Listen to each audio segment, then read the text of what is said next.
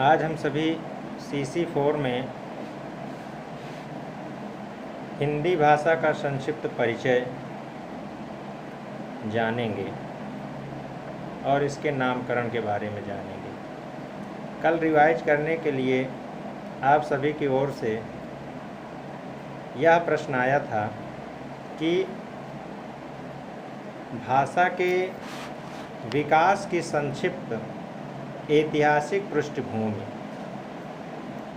तो जो हम आपको बताने जा रहे हैं, हिंदी भाषा का संक्षिप्त परिचय और हिंदी का नामकरण, यह इस प्रश्न से ही संबंध रखता है कि हमारी हिंदी भाषा की यात्रा कैसी रही और बाकी बातें हिंदी भाषा के विषय में, बोली क्या है, उपभाषा क्या है और परिमार्जित परिनिष्ठित मानक भाषा क्या है, ये सब अलग अलग विषय हैं, अलग अलग प्रकरण हैं।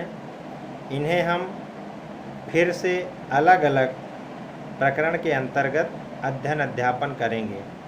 आइए 2-3 वीडियो बनेगी। आइए देखते हैं हिंदी भाषा का संक्षिप्त परिचय। डॉक्टर वासुदेव नंदन प्रसाद की लिखी हुई पुस्तक, जिसका अनुसरण करने के पश्चात आप तक हिंदी भाषा का संक्षिप्त परिचय, आप में से किसी को और ज़्यादा डीप पढ़ने की लालसा जिज्ञासा होगी तो वह इन्हीं की पुस्तक क्रय कर लेंगे। आइए सबसे पहले हम हिंदी, हिंदू और हिंदुस्तान, हमारे सामने ये 3 शब्द आते हैं, हिंदी, हिंदू और हिंदुस्तान। हिंदी कहा जाए, हिंदू शब्द कैसे आया और हिंदुस्तान, तो इस तीनों पर हम सबसे पहले विचार विश्लेषण करते हैं।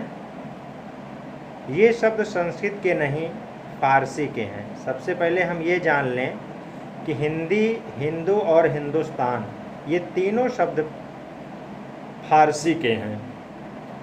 प्रायः परीक्षा में अक्सर पूछे जाते हैं, तो हम इन्हें जान लें कि हिंदी, हिंदू और हिंदुस्तान ये फारसी के शब्द हैं। निश्चित है कि अगर हिंदी से प्रश्न बनता है, टॉपिक को टच करते हैं,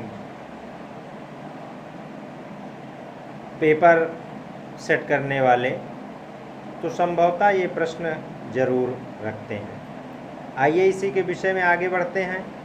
हिंदी भाषा का जन्म उत्तर भारत में हुआ। सबसे पहली बात हम ये जान लें कि हिंदी भाषा का जन्म उत्तर भारत की देन है, पर उसका नामकरण ईरानियों और भारत के मुसलमानों ने किया। हिंदी का नामकरण हिंदी शब्द ईरानियों की देन है और भारतवर्ष के मुसलमानों की देन है। यह बात कुछ ऐसी ही है कि बच्चा हमारे घर जन्मे और उसका नामकरण हमारे पड़ोसी करें। ऐसा डॉक्टर वासुदेव नंदन लिखते हैं।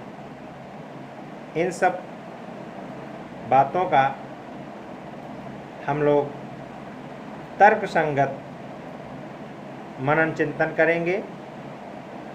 वस्तुतः हिंदी किसी संप्रदाय या धर्म की भाषा नहीं है। वस्तुतः हिंदी किसी संप्रदाय, किसी कौम, किसी संप्रदाय, किसी जाति या किसी समाज या किसी धर्म की भाषा नहीं है। इस पर सबका समान अधिकार है। जितना हमारा है, जितना भाषाविद का है, उतना ही एक आम जनता का है, आम लोग का है, आम मनुष्य का है।